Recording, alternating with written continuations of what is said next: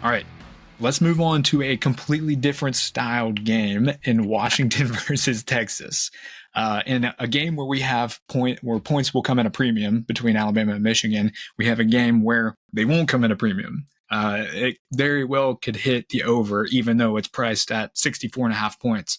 So, in a dome on the turf, we get a fully healthy Washington Huskies team and Kalen DeBoer, Coach of the Year, versus Steve Sarkisian's Texas Longhorns. Two of the best offensive minds in college football, in my opinion. I think Steve Sarkisian is one of the better play callers in the sport. And there's no in-game coach where I really think who's more aggressive and more confident in himself than Kalen DeBoer. Again, he just won Coach of the Year for a reason.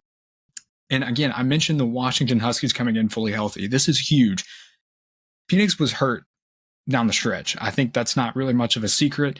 A couple of their wide receivers were hurt, banged up, and all they had to do was make it, and they did. So they get the month off. They come into this game relatively healthy, if not fully healthy. So they get their full weaponry.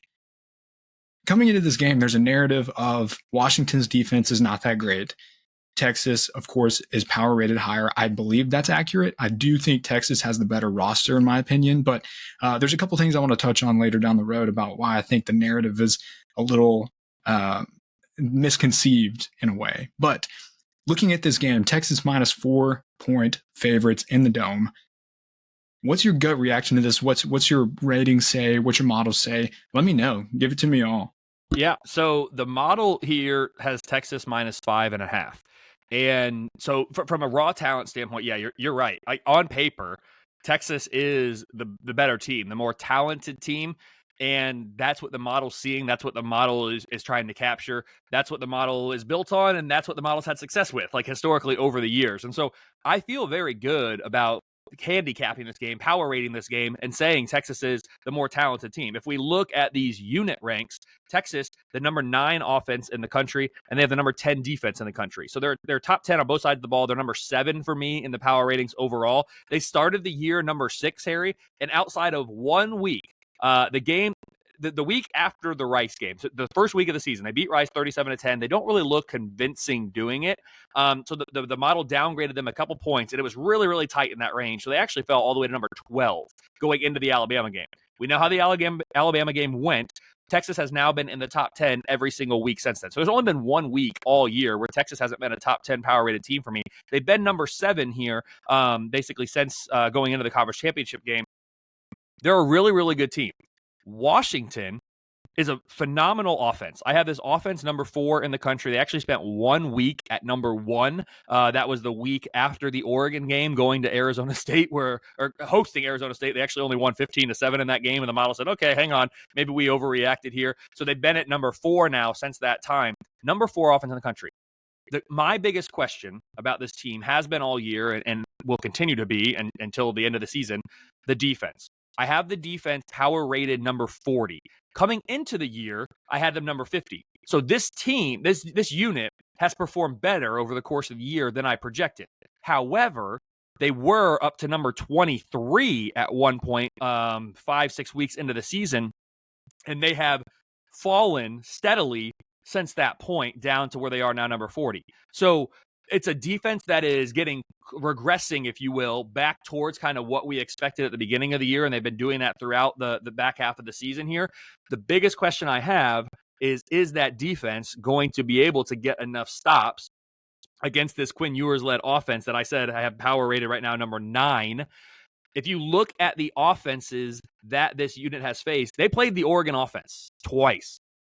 And they won those games both times. Oregon scores 31 in the conference championship game after scoring 33 in the regular season game. But that Oregon offense, for me, is the number 1 power-rated offense in the entire country.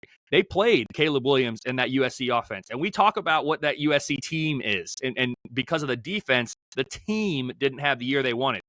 From a power rating standpoint and from a production standpoint, even opponent adjusted, that USC offense still really, really good. I mean, it's number 3 offense in the country for me. So they played that offense. They beat that offense. Now they gave up 42 points to them, but their own offense with Michael Penix was able to put up 52 because that USC defense isn't very good. No, Oregon State, number 18 on offense. Arizona, actually number 14. Boise State, all the way back in the first week of the season, number 25 on offense. So this Washington defense has played good offenses, and they played offenses by my own numbers that are better than Texas's. I will be curious to see if they're able to get enough stops in this game. Flipping it to Washington as a whole, I've talked about Texas and their power rating and their raw talent and all that. Washington as a whole, Harry, they have, as I look it up really quickly, they have played in the regular season 6 one-possession and or overtime games, and they won all 6 of them. Add in the conference championship, and now it's up to 7. No other team has more than 4. In that, no other team is more than +4 in one-possession wins, if you will. So basically, all the games that ended as one possession or overtime for you, what is your net win-loss record? Washington's is +7, meaning they won 7 more of those types of games than they lost. They went 7-0. The next highest team in that number is 4. Central Michigan, Iowa, James Madison, Louisville, Missouri, Ole Miss, Toledo, Tulane, all +4, at least at the end of the regular season. Washington has had a knack to win close games, to win games that they shouldn't have won. By my own numbers, they were a projected underdog. It was a pick'em game, but I had a 48% chance to win against Oregon in the regular season. Another pick'em game, but a 49% chance to win at USC in the regular season. And then my numbers made them an 8.5-point underdog to Oregon in the Pac-12 championship game.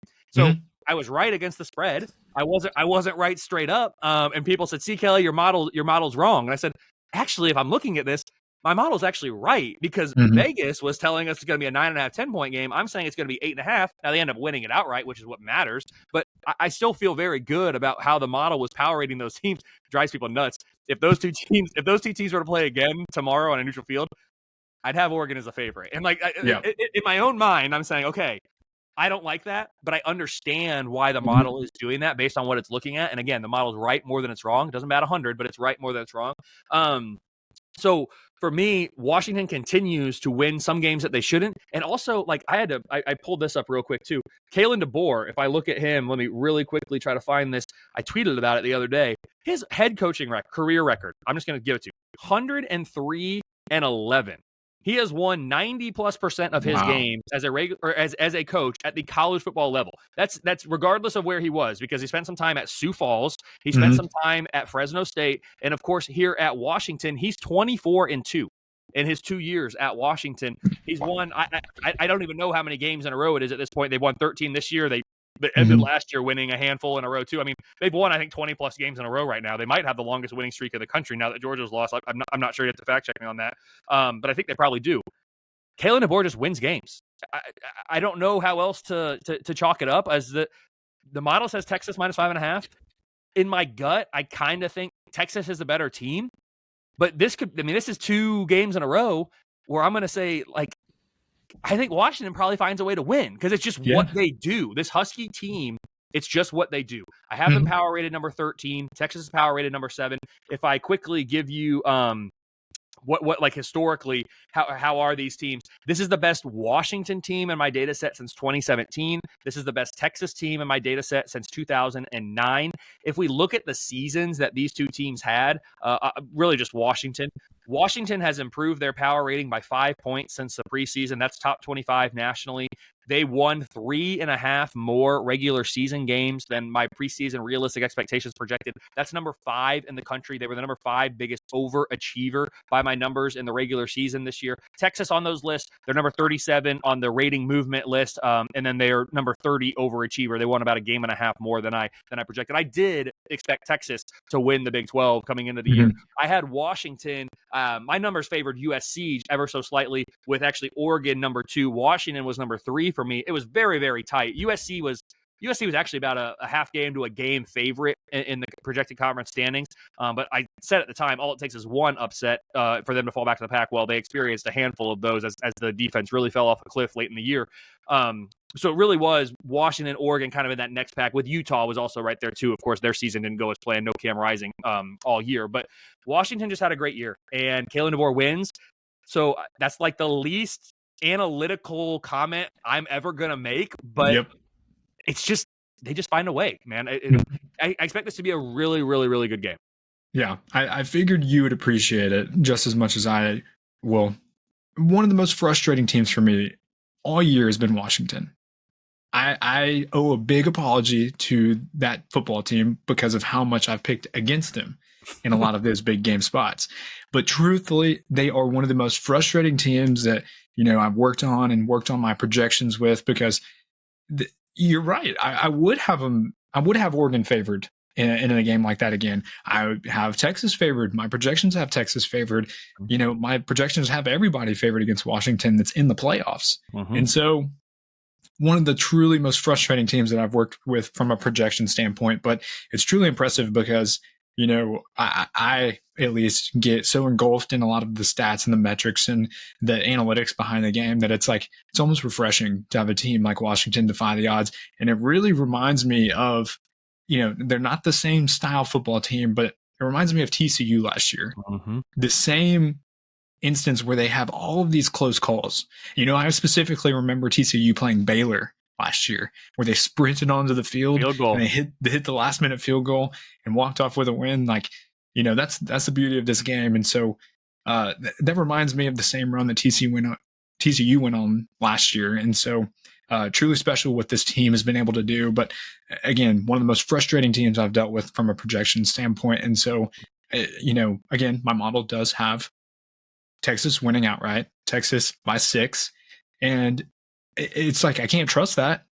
Washington's given me every reason not to trust it up until this point. And so it's amazing because for a defense that rates as bad as Washington, they've still done pretty well. And that's kind of the narrative that's coming into this game is, their defense, metrically speaking, is not good. They actually have they rank 90th in FBS in terms of adjusted defensive success rate.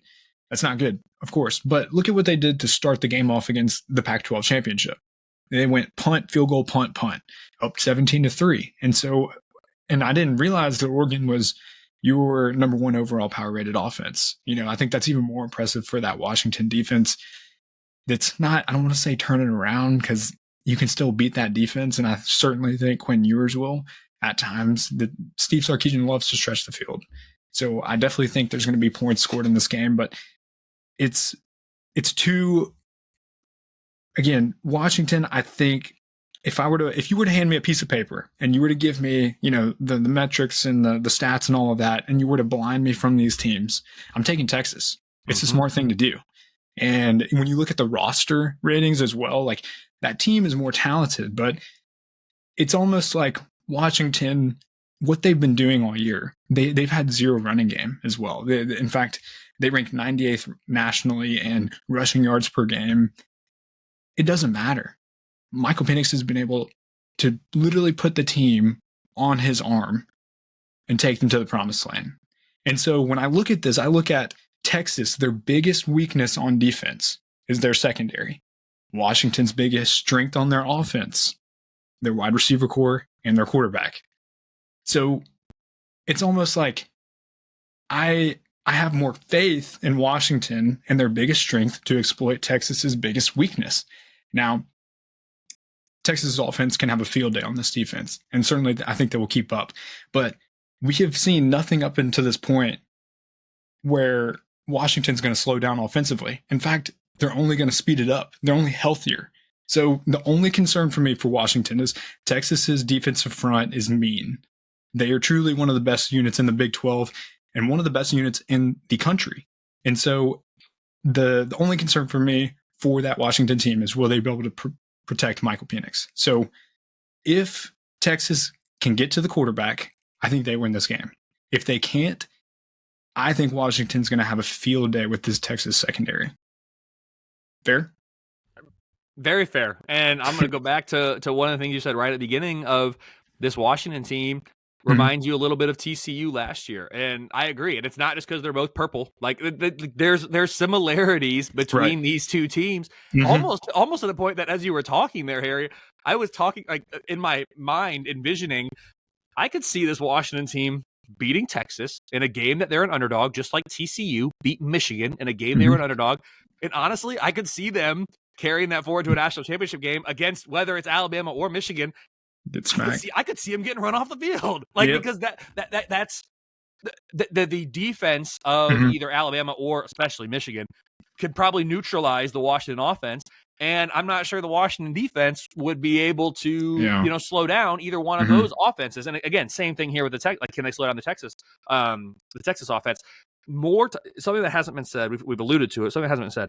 The more time you have to prepare for a game. And that's why the semifinal is so different. And we're going to have to adjust in the 12-team era because these games are going to come at a more frequent pace because they have to spread them out, right? Play the first round, play the quarters, then the semi, then the national championship game. The way that we're set up now, and it was even, I don't want to say worse, but there was a longer layoff when it was the BCS national championship game. You went from playing a conference championship game, in some cases, like back when Ohio State, and I'm using Ohio State as an example because I remember those games very, very well. Ohio State, the Big Ten didn't have a conference championship game at that time. So they were playing your last game against Michigan on Thanksgiving weekend, and then you're not playing, whether it was LSU or Florida in the national championship game, until the second week of January. I mean, that is a month and a half, maybe more, off from your last game to the national championship game. We've condensed that now with everybody playing a conference championship game, and now the semifinal being around the New Year, New Year's Eve, New Year's Day, whatever it is. That now you're looking at a month, maybe a little bit less of time off. That's still a big gap, and much more than teams are used to during the regular season. Obviously, the longer you have to prepare, in theory, and I think it actually works out this way in practice too, the better it is for the underdog. Or a really good coach who can just use the time, which again they all can. But Nick Saban, we've talked about, has that ability. I think the long layoff here and the maximum time to prepare is nothing against Steve Sarkisian. Which actually, let me come back to that a second because I just thought of something I want to say too. But Kalen DeBoer, again, he just finds ways to win games that he's not favored to, win games he's not supposed to, quote unquote. The longer layoff, I think that favors Washington here, and it's just I think it favored TCU last year. That's where I was going with this whole thing, and we saw what happened in that game. So we will see. Washington in 2023 is not TCU in 2022 from the style of which they're playing these games. Exactly. From a power rating standpoint, they are very, very similar, especially with regard to how they stack up against the other CFP contenders. The Steve Sarkisian thing that I hadn't mentioned yet, didn't have in any notes or anything, but I just realized as I'm talking about these two coaches, I don't think we're talking enough about, and clearly I'm not, Steve Sarkisian going up against his former team. He spent time as the head coach at Washington, and he didn't have a ton of success. Now, I know he was taking over for a team that had really been down in the dumps. I think, Tyrone Willingham, was he the coach at Washington prior to him, maybe? There were some down years for Washington. You don't have to remind Washington fans of that. They went 0-12, I want to say, in 2008, maybe, something like that. And so Sarkisian comes in, shortly after that, gets them back to, winning 6-7 games, I think, on a consistent basis. Before then, he goes to USC for a stint there. So I don't think enough's being talked about Sarkisian going up against his former team here in Washington. Maybe because it's been so long, and he's had multiple stops in between now and then. Got himself healthy and take care of himself and everything that he needs to do, which is obviously way more important than any football stuff. But he's in a great place now, killing it at Texas, and Texas is back, and he is responsible with others, but he is primarily responsible for bringing them back. And so I think that's an interesting subplot here in this game. I know Washington fans haven't forgotten that Sarkisian was their coach, and I'm pretty sure Steve Sarkisian hasn't forgotten he spent a few years on the sidelines in Seattle.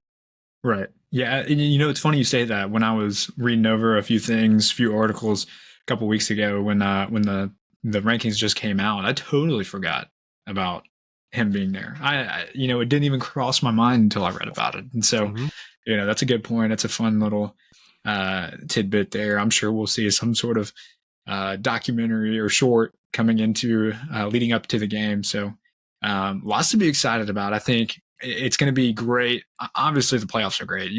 Everybody's looking forward to it. But, this is two different style games that we get to look forward to. We get to kind of see two powerhouses go against each other, and then two electric offenses go against each other. And, circling back to the Texas and Washington for me, I'm going to ride with Washington, not confidently saying this, but they've given me every reason to ride with them. And I'm probably jinxing them now. If you're a Washington fan watching this, I apologize because I have picked against Washington every single game leading up to this moment. And I just don't want to do that anymore. And I think that from a coaching perspective, I don't want to sit here and say Kalen DeBoer is the better coach, the superior coach. But to me, what he's been able to do in game and how aggressive he is. I love it. He's going to get the nod from me as well in that department. And, I said it again. I said it before and I'll say it again. Washington being fully healthy, I think, is truly the most underrated aspect in this game. I read an article about Rome Odunze had broken ribs from the last game, and McMillan was also beat up a little bit. Penix, he had that weird injury that nobody really knew about, where he was like visibly emotional after the game. So, riding with Washington, again, no confidence in any of my picks, to be honest with you. I know it's probably bad coming as an analyst sitting here, but I'm truly just excited for the games. And there's so much going into this game, and there's so many matchups that you can isolate in a vacuum and point out that that's going to be the matchup of the game and the deciding factor. But truth is, it's who's going to bring their A game. We know who's going to win if they bring their A game, but it's a matter of preparation and who wants it more. And so I think that's what I'm most excited about, is because in recent memory and all of the playoffs that we've seen, we've only got one kind of good game, like really good matchup. And then there's one matchup that's kind of like, man, that's, probably could have done a little bit better here. But, we have two spreads that are less than 5 points. So super excited for this. Albeit I know the Florida State drama, that's a conversation that we've had before and don't want to dig back up again. But I truly think we got the best matchup with Alabama and Michigan. So looking forward to it. Kelley, man, thank you so much for joining us. Again, guys, if you're watching, you can find him at Kelley Ford Ratings on X/Twitter, fortheline.com. Appreciate you being here. And we'll talk to you guys later.